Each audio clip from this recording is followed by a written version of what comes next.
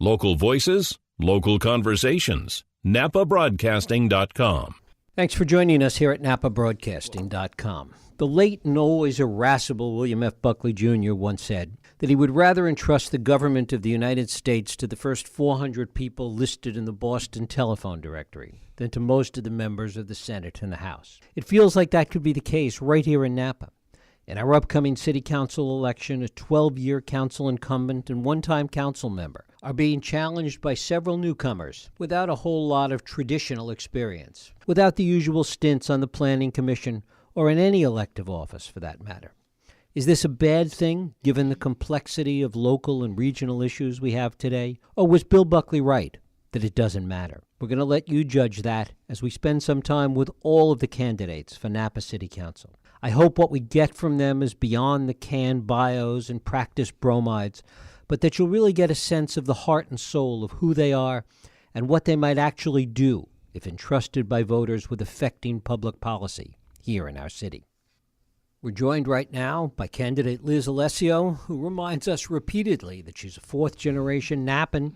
She's attended elementary school, middle school, high school, and Napa Valley College. She has devoted a great deal of her career to public health and public service, and it is my pleasure to welcome her here to Napa Broadcasting. Liz, thanks so much for coming in. Well, thank you. Well, it's great to have you here. First of all, I have given you a hard time about claiming this fourth-generation Napa, and I don't question that it's true. I mean, it's absolutely true. Why does it matter? You know, family matters to me. That's why. And family history and the history of this community. I just think it's very relevant. I'm honored to be able to be fortunate enough to be from this community for so long, with my great-great-grandparents arriving in the mid-1870s. And my great-great-grandfather, being a business owner, a stonemason, and being county supervisor from 1901 to 1904, I cherish that, just as I cherish each generation, and into my granddaughter's generation, who's now the sixth, I'm going to say, and she just had her second birthday yesterday. So I think that's why. I think it's just, community, family, this valley. I'm just, I just love it all. Well, that's certainly valuable in the voters understanding who you are and what you care about. And I think in that regard, it's important. Does it have any relevance to the job that you can do as a member of the City Council? I think having a real historical perspective does add to the knowledge and wisdom of where Napa's been, in the good times and in the hard times. And, in terms of making decisions today and decisions that we need to make that are going to impact decades and decades to come, especially as we're approaching the 20-year general plan. So I think it's very relevant. I'm on the Napa County Historical Society. So, with Don Winters and Scott Sedgley and Brad Wagenknecht, Nancy Levenberg is the executive director, and many others. And I think that, again, is looking how Napa was developed, looking at where it came from. And as we're approaching these really big decisions in these crossroads now, I think it's very, very important. Is there a danger in that of being too wedded to the past, of looking back too much? There's an old saying in the military that too many generals fight the current war based on their experience in the last war. And that's gotten us into a lot of trouble as a country over and over again. Is there a problem in looking at today's problems really from the other side of the binoculars? I think it's important that we look at it from all sides, that we need to have that historical wisdom, and we also need to use that as a launching pad as we're looking at present today and into the needs of our future. So I think it's all very important.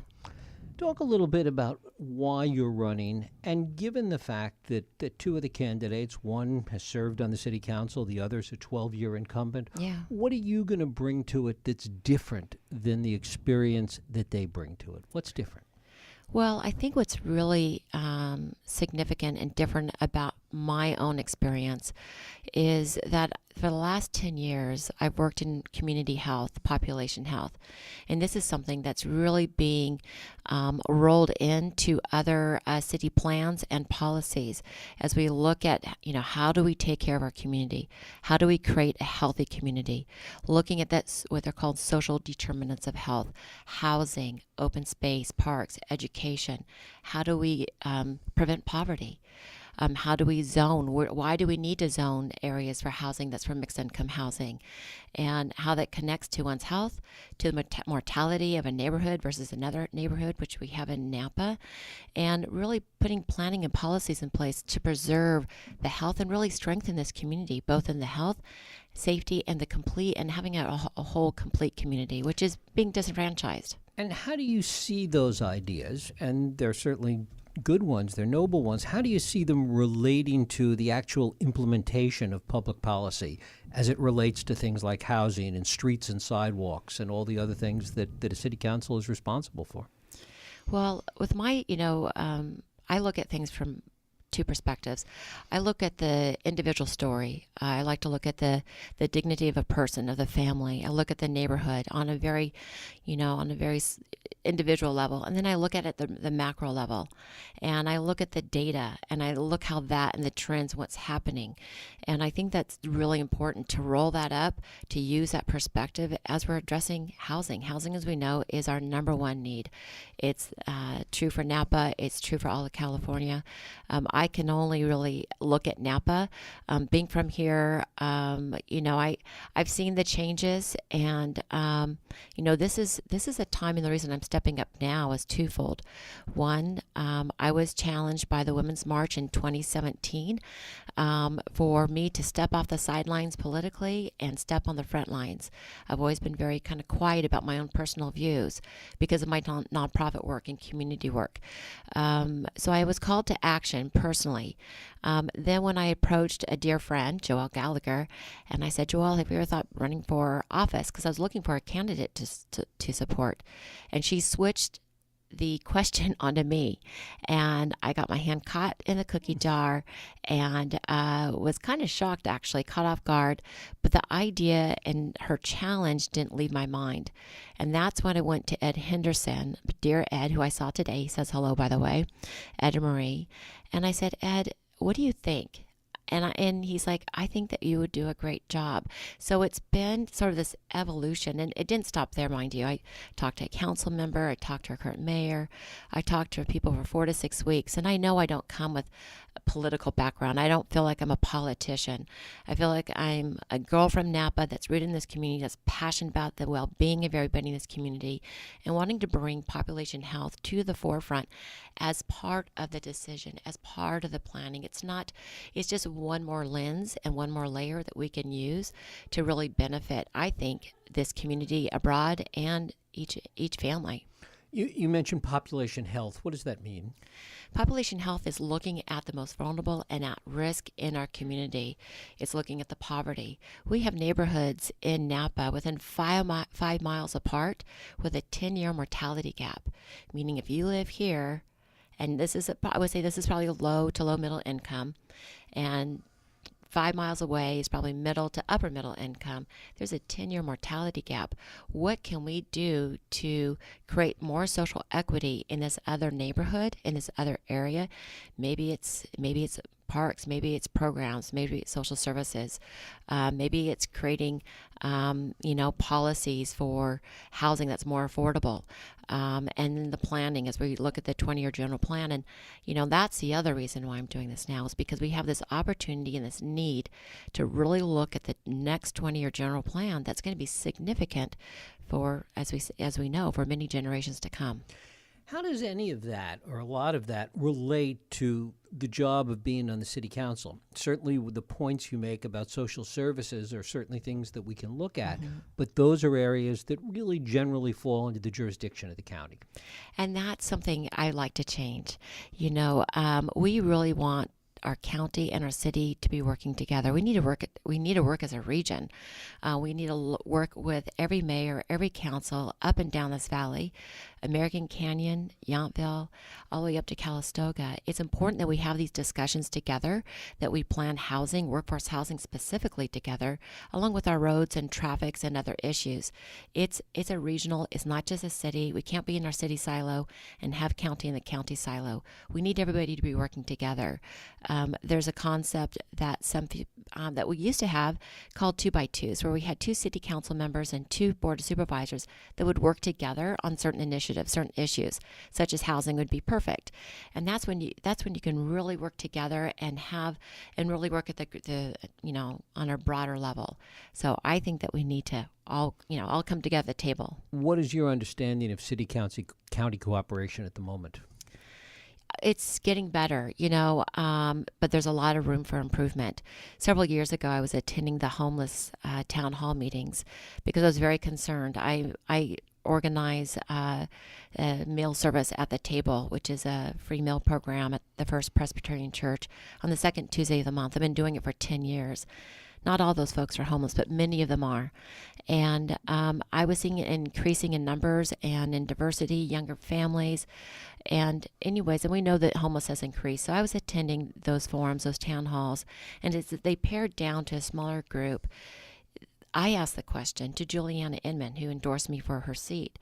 I asked Juliana, I said, well, when do you meet with county next? When's the next time you get together and you're going to talk about this? Because this is definitely a city-county issue, as many issues are. And she said, we don't talk, we don't get together. Now, in my world of community benefit and population health, we collaborate with everybody. I work for Queen of the Valley Hospital. We have competitors. Kaiser is a big competitor. We work with Kaiser for the greater good, for community benefit to improve areas of poverty and housing and many other areas too. So I was really baffled and shocked that our city and county, it shows you what I knew, didn't work together. Since then, I understand they are starting to work closer together. And let me just say, after that meeting, I sent messages to every supervisor and every council member, and I said, please have this discussion. Please come together. So I think it's really about bringing folks together, whether you agree on everything or don't. I think diversity is great. I think challenging the status quo is great. And, I encourage that. You talk a little bit about the diversity with respect to the city, and there are neighborhoods that are relatively close to each other that have very different socioeconomic makeups. How is that different from any other city? And if you've looked at this, have you looked at it in terms of what other cities are doing and what best practices might exist? We are. So as I say we, because I can't take credit for, any singular item, I'm constantly learning and putting myself around people who are honestly smarter and have more experience than me in different areas. One of those is the Napa Housing Coalition. And I've been involved with the Housing Coalition for over a year. Maybe it's 2 years, I can't recall. And we're looking specifically at other destination cities. What are they doing? What have limited resources, limited land? They have, destination, meaning that they have hospitality is one of their driving industries, which is a low-paying industry. We have a second low-paying industry, which is agriculture. What are they doing to support their workforce, to support the families and individuals who are working in that community so they can also live in that community? We had Steve Barwick, who's a city manager from Aspen, son of Ed Barwick, and he's been a city manager there for 22 years. It was very informative. He said, honestly, he says, Aspen's probably, 20 plus years ahead of Napa, but right now, 50% of their housing is affordable housing. It's on a tiered level, 1 through 7. He's in affordable housing, mind you, and he's the highest paying city employee in Aspen. So, looking at what they're doing, looking at what Truckey's doing. Truckey's requiring that all hotel developers are really, not just Truckee, but other areas too, are providing a certain amount of housing that's affordable for the workforce. That equals to a percentage of the FTEs, the full-time employees. Let me ask you this. Is it your feeling that hotels or businesses should be doing that? Is it their responsibility to do that? I believe in community partnerships. And I have strong community partnerships that I've been working on professionally and personally. And I would say as a developer, housing, hotel, other business, I would say as a community partner, let's work together on the economy and on the needs of this community. So I would certainly say, you want to come to Napa and benefit from Napa, also be part of the solution. Come, what can we do to work together on this? Why is it different than other cities where hotels go in? I mean, we can take San Francisco, for example. We can take a lot of other places. that hotels go in, and there isn't an obligation to build housing or even to think about housing. They build the hotels because that's the business they're in, and the market demands it. Yeah, I think that's a mistake that we've all been making for a long time. I don't think we can do that anymore. Once upon a time we can do that, but I think now with the housing crisis that we have, and hotels need workforce. They need good qualified people to be in their hotel. I've been a business owner. I was a business owner before I got into healthcare, and it was in tourism, in hospitality, and I also worked in a hotel part-time when I was a single mom, and 3 children and a son who was popular and in the sports and expensive. And I worked 2 weekday nights after work and Saturday, Sundays at a concierge desk at one of our local inns. And I can tell you, in addition to my job, of course, I can tell you that the quality of Napa and what we say Napa as a brand is very important.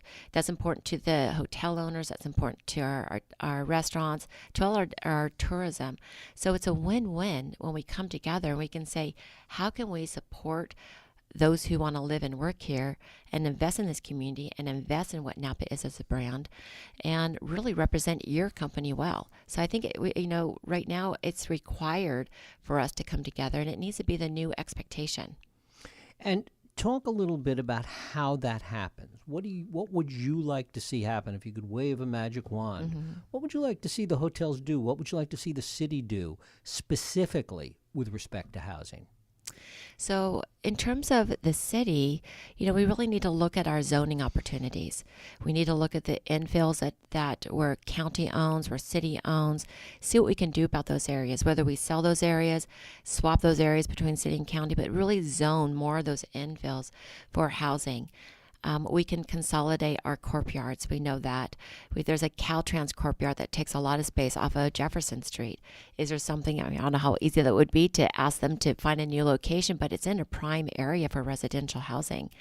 So I think it's looking at our space, looking at what we have now, zoning appropriately, creating some policies that really support and require housing to be a certain percentage of housing to be affordable. Especially when it comes to folks who want to build hotels. We have more hotels than we have people to work in those hotels. And honestly, when you connect that back to the health and the well-being of that family and their part in this community, we're really putting, we're walking a fine line there. How so? Well, because you're creating more poverty. If you don't provide enough housing, we have less than 1% of rentals available. We're at 6 to 7% of housing at market rate. A healthy amount is 12. So, if you're not creating, the infrastructure that supports families and our workforce for housing, a good education, and safe roads, then you're failing your community. But the reality is that we're never going to fulfill all the needs that there are, number one. And number two, it is not unusual for people to work one place and live someplace else. The highways every morning and every afternoon are filled with commuters, whether they're commuting from Tracy to Silicon Valley or whether they're commuting from the East Bay into San Francisco or what have you. People commuting is not that odd a notion. I understand, but there's folks who are commuting that would prefer to live in Napa, honestly. So for those that want to live outside the area for different reasons, great. Thank you for coming to our community and contributing your talents, your gifts and talents. For those who really want to live here and you're having a hard time being able to live here, or you're recently evicted because your landlord is going to increase the rent because he sees the market value of that, and that's his right to do that. I want to create more opportunity. We have great housing in the pipeline. Can we solve it all? Realistically, we can't. But that said, I want us to think big. I want us to shoot for the stars, see what we can do with folks who are visionaries, who, like as you mentioned before, other cities that have established some good practices that proven to work, and just really advocate for the folks to be able to live and work here. Where do you stand relative to, you were talking about rents a moment ago, on Proposition 10? That's a tough one. I wish there was, as I looked into it, I wish there was some way to stabilize rent for people here, because I know it's doubled in the last 8 years for folks. And it's out of proportion to what people make in terms of making a living. They can't make a living and rent here unless they have a charitable landlord, and they are out there. I do know we've got folks here who own homes, who are renting their homes and are keeping the rents at a rate because they have a tenant that they like. Prop 10 is a struggle for me. I would like to see the government step away from implementing any rules around rent control and leave it up to the communities and in terms of the jurisdiction. With community benefit, it's dangerous to have a blanket policy for all regions, for the entire state. I think it really needs to be left to the local jurisdiction for them to look at the needs of the community and work from there. Mm-hmm.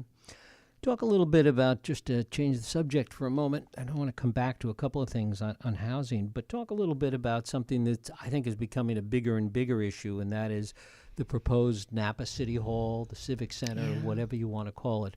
What are your thoughts about where it stands today? Well, it's a very interesting place where it stands today with a new city manager in place. We know that our former city manager had a big vision, that he didn't really, in my point of view, it wasn't a shared vision with the residents, with the community until late. I attended an early town hall on that at the city hall. It was not well attended. There were some folks there, maybe 50 people in terms of all of Napa residents. And it was really about the aesthetics of the building. It wasn't about the building itself, the location, the cost. There were a lot of things not being offered to resident feedback. As I've continued to look at this, I've listened to John Salmon's presentation. I really have to commend him and thank him for really casting a greater vision, giving us something else to look at in terms of alternatives that might be really better for the residents, for the city of Napa. So I'm hoping, I signed a letter that John drafted that just says, let's take a pause for a moment. This is a big project. It's a $123 million plus, depending as construction continues to costs continue to increase, and we don't know how long it's going to take. It's a big risk. It's a big gamble. The swing space, $7-8 million right there, and having all those city employees displaced at one time. I'm not comfortable with it. That said, what would you like to see instead? Well, I do want to see a success. And with this, because we do need to bring our city departments together for the efficiency of our city, and for those who need to, go to our city departments. That's just the right thing to do. We know we need a new police department. My dad worked in that police department. I toured through it. It hasn't changed a lot. They need a new police department, and they're way out of capacity, way beyond capacity there. And the fire station. Our firemen and women, they like Fire Station 1. They would rather not move, honestly. And this whole project does make all city employees nervous. I would like to see I'd like us to look at the downtown plan specific. I would like to look at some other areas of really, I don't think we need to combine our police department and our city hall together with our city services. I think those can stay separate. I do believe our city hall, it's appropriate for that to be in downtown Napa, and I want it to be something that we can all be proud of for the next 100 years. So just looking at this downtown in general, the downtown plan in general, looking at the spaces where it makes the most sense to have our police department. If we need to relocate and expand Fire Station 1, then to do that, and the best place to put City Hall. So I think that's really it. Just let's take another look. And I know there's been many years invested and dollars. I want to be careful that we don't damage the relationship with Plenary. I like Plenary. I met them on a couple of times on a one-on-one basis. They're a great selection. So continue that, but they're also there to help us, build and design. And so I say, let's just keep this going and keep the conversation open. Slow down a bit. Let Steve Potter, I like to see what he has to say. I haven't had a chance to sit down with Steve since he's been city manager to see what his vision is and what he thinks. But you don't have a specific vision of what you would like to see. Well, not specific. Again, I would say, I'm open to looking at it. City Hall downtown, police department centrally located, fire department moved or not moved, and the City Hall with the 7 departments and central services. I like to see downtown. I don't think it needs to be done at once. I would rather have it done over time, so we don't have a huge swing space, and really looking at those areas for housing. That's the other thing. Honestly, we need housing more than, I don't know if we need housing more than a police department. That's a toss-up. We need a new police department, and we need city housing. We have a lot of needs. We have a lot of work. We have a lot of needs. And I'm open to looking at, the best plans. Talk a little bit about downtown. You've seen it, as you talked about at the very beginning, you've seen it change a lot in your time in Napa. What do you think of it today? And how do you think the city council over the years has managed that, and what might you have done differently? I'm excited about downtown Napa. I do, I understand family and friends and a lot of residents feel like they've lost Napa and downtown. We do have, I'd like to continue to support the small business owners. That's been hard for people. My sister had a business in downtown Napa, and before it really kind of revitalized to where it's at now, she lost her business there, along with many other small business owners.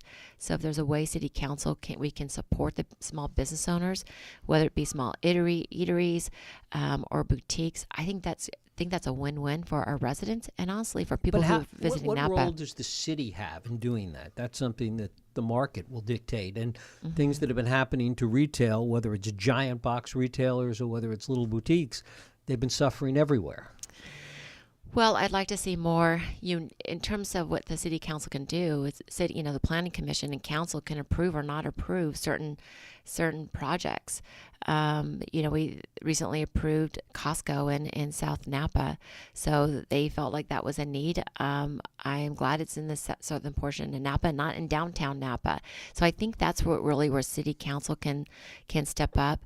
Anything we can do to help with, alleviate any permit fees, just alleviate the financial burden. So it's easier for somebody who lives in Napa, a small business owner, to be able to sustain their business and offer it.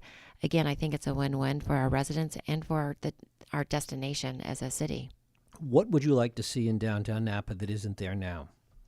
Well, I'm really excited about Todd Zapolsky's center being completely filled and generating, volume of people walking through, residents and visitors. I really enjoy how the Archer has been able to bring. That was a big project, and yet they were able to take a little bit of old Napa, the mosaic tiles from the old Merrill stores and the Gordon building, and have that part of it. So there's a little bit that connection to past. I just, honestly, I think it would just be great to continue to fill spots for people to dine at all different income levels. We definitely need, I think we need more shopping. I don't know what's going to happen to the future of Kohl's, but we need some affordable shopping. But it is a destination for folks, but I want it to be a destination for everybody. Talk a little bit about the fact that there are 2 Hispanic candidates running for city council right now, and there's been a lot of people who said that it's long overdue, particularly since Alfredo left, for one of those candidates to be elected, that there should be Hispanic representation on the city council. What are your thoughts about that? Well, I think diversity is really important. I think we want to have all points of view on city council. Just as I was drawn to step up after the Women's March, I'm a woman and I'm running for Napa City Council and I'm from Napa, but that's not enough for me to gain a vote. I want people to vote for me because I bring something that is ready to bring, that brings value to the decisions being made on council. And so I think, for regardless of your background, I mean, I want to see diversity, and I like both these candidates. But I think whether you're a woman or you're Latino, that we all need to be really prepared for this job. It's very important. It's a very critical time, and so I just say, let's move forward. If I'm so fortunate to be on city council, I want to see more diversity on our commissions, on our boards, on our committees, for city and county. And I would continue to encourage that, and ask for that, and ask people to apply. What do you think best prepares you for the job? That's a really good question. Humbly, I ask for the voters' support for their vote. I would say that it would be, for me, it's really bringing my personal experience and my professional experience, along with my generational perspective. I think it throws, it's a wide cast of perspectives that I can bring forward and experiences. I've, from being a business owner to working in healthcare and really the population health and community health, and bringing that to the forefront of city council and city planning and policy, I really like to see it there, and I want to be the one to bring it. How do you think those things can be incorporated into city policy? Again, as we talked about before, those are generally things that fall under the rubric of health and human services for the county. How specifically could you see the city incorporating those values into its decision-making process? Well, we're all one community, and I would invite folks from county to be more part of the process here in the city planning, and for city to be more part of the process of the county plan. County's working on their plan right now. Back when Dr. Karen Smith was our public health officer, she developed Living Healthy Napa County. That includes the cities within the county. So really working together from that perspective is really what we need to do. I feel very strongly about that. Mm-hmm. Talk a little bit about what you think the council has done wrong, bad decisions that you think the council has made in the past several years. Well, what have they done wrong? I respect our council members. It's a hard job, and they know more about the issues being presented to them than I would, because I'm not in the back room. I'm not reading all the reports that they receive. So I don't want to cast any judgment. I'm hoping that in the future that we can move more expeditiously. Maybe that's naive of me, but I'm really hoping that we can move forward more quickly with with housing, for instance, and with our roads. We have a 10-mile-a-year road program that is not sufficient. I was at something a couple nights ago. The city invited candidates to attend kind of an orientation and meet the directors and hear from each director, and they only had 10 minutes, so it was a very brief overview. But as we came along with roads, and when they talked about the 10-mile-a-year program, which has been something that I was on the Park and Rec Commission, so I was familiar with that because that was under our jurisdiction at that time. I've always thought it's not enough. And, we have 140 miles of road in Napa. So if we do 10 miles a year, every 14 years, supposedly we will catch up. We will never catch up. I hear this all the time from residents, from my own perspective. We need more than 10 miles a year. And that's, again, that connects with, can people cycle? Can they cycle to work? Can they cycle for their health? Can they walk? Can they drive safely? When I was on a ride along with our firefighters, they have learned to kind of dodge all the potholes and all the breaks in the road because it wears on their engines and it wears on their bodies. So again, connecting, how health and the well-being of an individual, along with the city policies of increasing our road program, increasing, our housing, whether we, increasing and bringing back an inclusionary housing inclusionary ordinance, requiring hotel owners and housing developers to have a certain percentage of affordable housing and mixed-use housing. That all connects to what the county is doing for Living Healthy Napa County, where what I bring in terms of population health, and the city plan and policy. Talk a little bit. You mentioned one of the things that motivated you was getting involved in the Women's March a couple of years ago, year and a half ago. The way in which you see that the tenor of the times, national politics, the mood of the country, all those things that are part and parcel to sort of everyday politics for most people, the way in which have or haven't, in your view, filtered down into life in Napa? That's a great question. I'm going to try to. I'll share it this way. 2 weeks ago, I was with New Tech High students. They are very depressed. They are overwhelmed. As they see national politics, it's doom and gloom. They don't feel like there's a lot of hope for the future, for the nation, because of everything that's coming through news and social media. I think that we need to keep that in perspective. You and I, we've been here, we've seen the different presidents. My first president was actually President Nixon, when it really came to President Nixon, and then President Ford and Carter and so on. So this is new for these kids, and it's overwhelming, and it's daunting, and they're confused, and it doesn't give them a lot of hope.